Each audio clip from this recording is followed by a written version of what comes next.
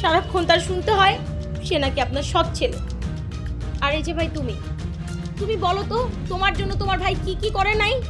তুমি এই যে এখন অস্বীকার করলে, সব কিছুর প্রতিদান অস্বীকার করলে। তুমি কি বললে? যে তার পরা জামা তুমি পরেছো, তার খাওয়া খাবার তুমি খেয়েছো। মা বলল তার জন্য নাকি তোমার বাবা তোমাকে আদর করে নাই। আরে আমি যতদিন এই বাড়িতে বউ হয়ে আসছি, আমি আসার পর থেকে দেখে গেছি বাবা সব সময় তোমাকে বেশি ভালোবাসছে, শুধু মায়ের কারণে। মা যেন কোনোদিন বলতে না পারে বাবা তার বড় ছেলেকে বেশি ভালোবাসে আর তোমাকে কম ভালোবাসে। আমার স্বামীর মা তো মারা গেছে সেই ছোটবেলায়, তারপরেই তো মায়ের বাড়ির বউ হয়ে এসেছে। সেই তখন থেকে আমার স্বামী ঠিক মতো খেতে পর্যন্ত পারেনি। অনেক কিছু আপনি বলবেন তো মা যে আমি কার থেকে জানি, আমি কিভাবে জানি? আমাকে গ্রামের সবাই বলেছে, অনেক মানুষ আমাকে বলেছে, আমি সব জানি। কিন্তু তারপরেও না, আমি কখনো সেই হিংসা থেকেও আপনাদের সঙ্গে অন্যায় অত্যাচার করিনি।